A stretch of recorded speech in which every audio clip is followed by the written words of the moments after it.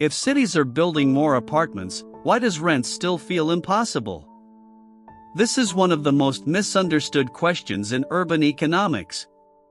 The short answer is that supply matters, but the type of supply, the speed of supply, and the rules around supply matter just as much.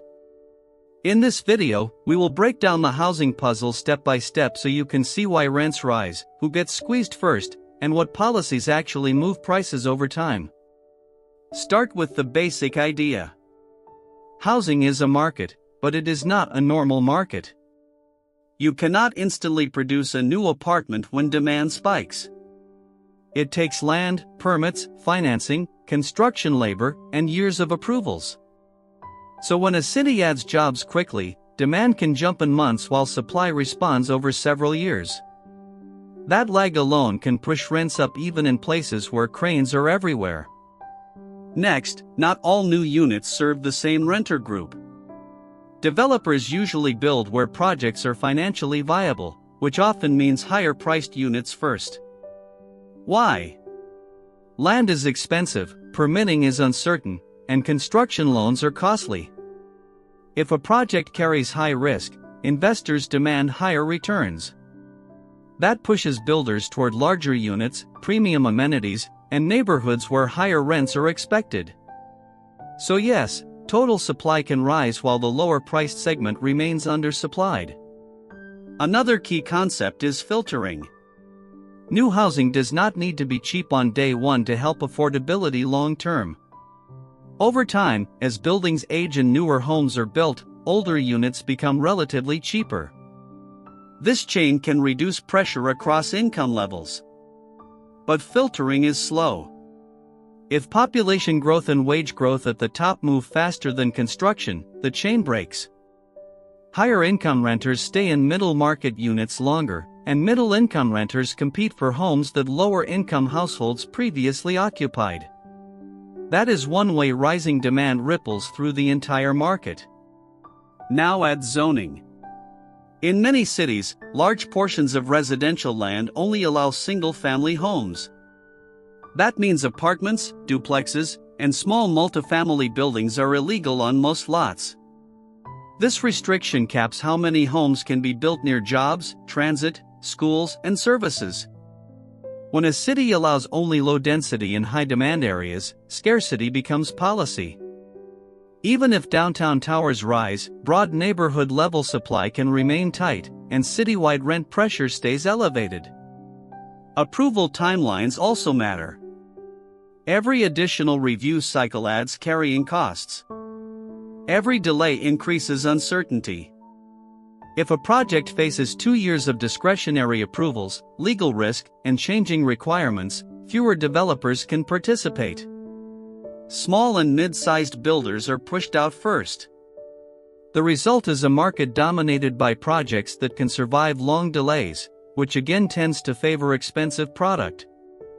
Faster, predictable approvals do not guarantee low rent tomorrow, but they do reduce cost inflation in future supply. Construction costs are another force. Materials, labor, insurance, and code compliance have all become more expensive in many regions. When hard costs rise faster than rent growth in moderate-income neighborhoods, many projects no longer pencil out. That creates a gap where needed housing is not built, not because demand is absent, but because the numbers fail under current rules and costs. This is why policy design must address both quantity and feasibility.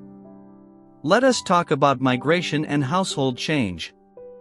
During some periods, cities absorb more one-person households, remote workers, students, and new migrants at once. Even without dramatic population growth, household formation can increase demand for units. If more people live alone, the same population needs more homes. That extra demand is easy to miss in headlines, but it can strongly affect rent pressure, especially for studios and one-bedrooms. Investor behavior is often blamed, and it plays a role in specific submarkets, but it is usually not the core long-run driver by itself. In tight markets, investors amplify cycles, they do not create scarcity from nothing. Scarcity typically starts with persistent undersupply relative to demand growth. When vacancy rates are low, any additional speculative pressure has bigger effects. In healthier markets with adequate supply and normal vacancy, price spikes are harder to sustain. So what actually works?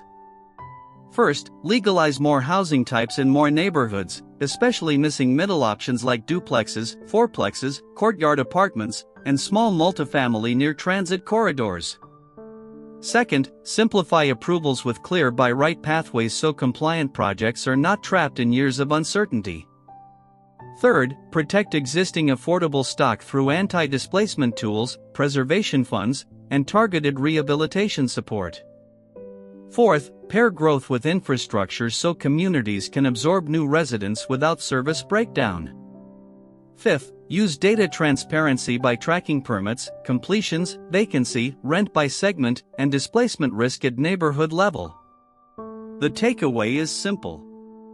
Build more, but also build smarter and faster.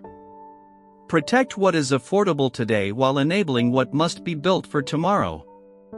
If a city only does one part, results will disappoint. If a city aligns zoning, approvals, preservation, and production, rent pressure can ease over time. It is not instant, but it is achievable. Housing markets are shaped by policy choices.